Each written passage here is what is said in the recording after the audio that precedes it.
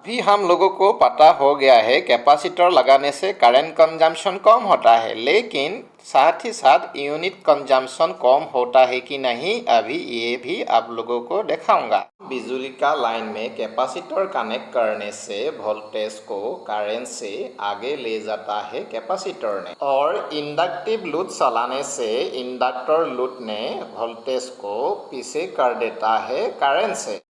Capacitor लगाने से bill कम होता है, तो कैसे बिजली का बिल कम होता है ये जानने के लिए ये वीडियो लास्ट तक देखिएगा। हमारा बिजली बिल आता है यूनिट का हिसाब से, यूनिट ज़्यादा होगा तो बिजली का बिल भी ज़्यादा होगा। अभी हम बिजली का यूनिट कैसे कैलकुलेशन करता है वो थोड़ा डिस्कस करेंगे। एक यूनिट का मीनिंग है एक घंटा में एक घर में 1000 वाट यूज़ करने से वो एक यूनिट होगा। एक यूनिट का हिसाब हम ऐसे भी समझ सकता हूँ, मान लीजिए 500 वाट का बिजली कोई भी लोड दे के 2 घंटा चलाने से वो भी एक यूनिट होगा। ऐसे ही 100 वाट का लोड 10 घंटा चलाएगा तो 1 यूनिट होगा। ये यूनिट का मतलब बिजली कितना यूनिट खर्च किया, और रेट का मीनिंग है पर यूनिट बिजली का प्राइस। अभी हम जो मेन टॉपिक कैपेसिटर लगाने से घर का बिजली बिल कैसे कम होता है वो इलेक्ट्रिसिटी कंजम्पशन लॉ का हिसाब से कैलकुलेशन करूँगा। ये एक क्वेश्चन है, ये क्वेश्चन में एक घंटा में इलेक्ट्रिसिटी कितना वाट कंज्यूम करता है वो निकालना है। ये क्वेश्चन में वोल्टेज है 220 वोल्ट, करंट है 30 एम्पियर और पावर फैक्टर है 0.6। अभी हम ये क्वेश्चन को सॉल्व करने के लिए ये फॉर्मूला यूज़ करने पड़ेगा। ये जो फॉर्मूला है ये सिंगल फेज के लिए है। इनकेस 3 फेस में कैलकुलेशन करना पड़ा तो ये फॉर्मूला में एक स्क्वायर रूट 3 जोड़ना पड़ेगा। अभी हम फॉर्मूला का हिसाब से ये वैल्यू बैठाऊंगा तो वोल्टेज है 220, एम्पियर है 30 और पावर फैक्टर है 0.6। अभी ये सभी को मल्टीप्लाई करूंगा तो आंसर होगा 3960 वाट। ये वाट को यूनिट में कन्वर्ट करूंगा तो 3.96 यूनिट होगा। ये 3.96 यूनिट है एक घंटा में ये घर का यूज़ किया हुआ बिजली का कंजम्पशन। अभी हम ये घर में गया हुआ बिजली लाइन में एक कैपेसिटर कनेक्ट करेंगे। अब इलेक्ट्रिसिटी सप्लाई में कैपेसिटर कनेक्शन करने से क्या होती है वो समझ लीजिए। कैपेसिटर कनेक्ट करने से बिजली का पावर फैक्टर इम्प्रूव होता है। अभी हम समझ लेता हूँ पावर फैक्टर क्या होता है बिजली का। ये मिडल वेव फॉर्म में वोल्टेज और करंट पैरेलली एक ही साथ एंगल काट रही है, जहाँ पर एंगल 0 है वोल्टेज और करंट का बीच में। यहाँ cos 0 वैल्यू होगा इक्वल 1। ये रेजिस्टिव सर्किट में होता है। रेजिस्टिव सर्किट इलेक्ट्रिकल अप्लायंसेस में होता है। गीजर, हीटर, पानी गर्म करने का kettle, iron press, incandescent lamp etcetera. ये रेजिस्टिव सर्किट घर में यूज़ करने से वोल्टेज और करंट का बीच में कोई लैगिंग और लीडिंग नहीं होता है। ऐसे रेजिस्टिव सर्किट को यूनिटी पावर फैक्टर कहा जाता है। अभी नेक्स्ट लेफ्ट साइड का वेव फॉर्म में देखिए, वोल्टेज करंट से पीछे है। जब हम इंडक्टिव लोड ऑन करता हूँ तब करंट आगे चला जाता है वोल्टेज से। इलेक्ट्रिकल फील्ड में जितना वाइंडिंग कॉइल का मोटर है वो सभी इंडक्टिव लोड का मोटर ही है। ये जितना मोटर देख रहा है ये सब इंडक्टिव लोड। सभी मोटर का वाइंडिंग कॉइल में इंडक्टर रहता है, इसीलिए उसको इंडक्टिव सर्किट कहा जाता है। ये इंडक्टिव लोड यूज़ करने से वोल्टेज लैगिंग होता है करंट से, जिसको लैगिंग पावर फैक्टर कहा जाता है। लैगिंग का मतलब है वोल्टेज पीछे है करंट से। नेक्स्ट राइट साइड का वेव फॉर्म में वोल्टेज करंट से आगे है। ये वोल्टेज तब करंट से आगे होगा जब लाइन में कैपेसिटर कनेक्ट करेंगे। कैपेसिटर लगाने से वोल्टेज आगे हो जाता है करंट से। लाइन में कैपेसिटर लगाने से ये कैपेसिटिव सर्किट और वोल्टेज आगे हो जाने से ये लीडिंग पावर फैक्टर कहा जाता है। नॉर्मली हमारा घर में ये दोनों सर्किट ही रहता है।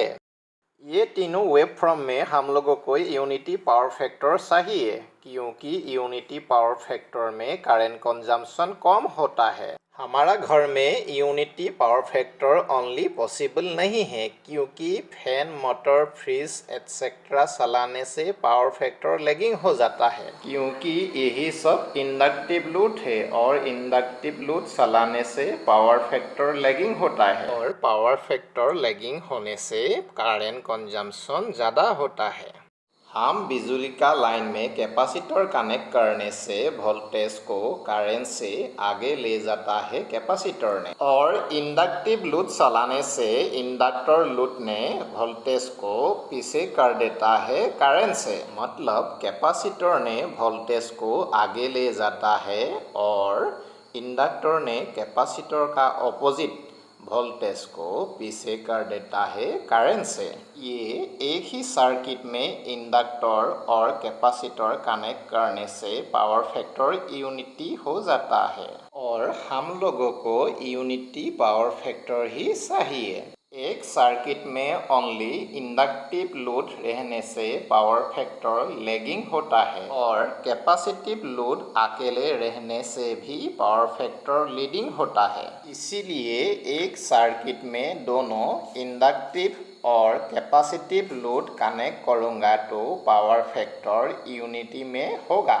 अभी हम लोगों को मालूम हुआ कैपेसिटर लगाने से पावर फैक्टर इम्प्रूव होता है, लेकिन बिजली का बिल कम होता है कि नहीं वो भी जानकारी मिलेगा अभी। ये घर का लाइन में कैपेसिटर कनेक्ट करने के बाद पावर फैक्टर 0.60 से 0.90 हुआ।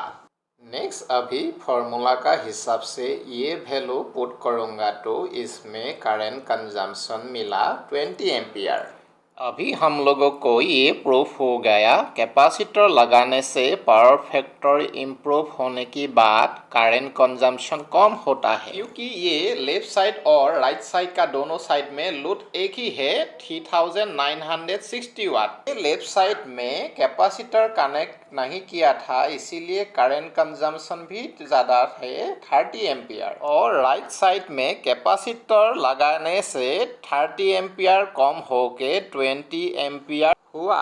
अभी हम लोगों को पता हो गया है कैपेसिटर लगाने से करंट कंजम्पशन कम होता है, लेकिन साथ ही साथ यूनिट कंजम्पशन कम होता है कि नहीं अभी ये भी आप लोगों को दिखाऊंगा। अभी ये फॉर्मूला का हिसाब से ये डाटा पुट करूंगा तो 3960 वाट होगा और ये वाट को यूनिट में कन्वर्ट करने से 3.96 यूनिट होगा जो लेफ्ट साइड यूनिट का बराबर है।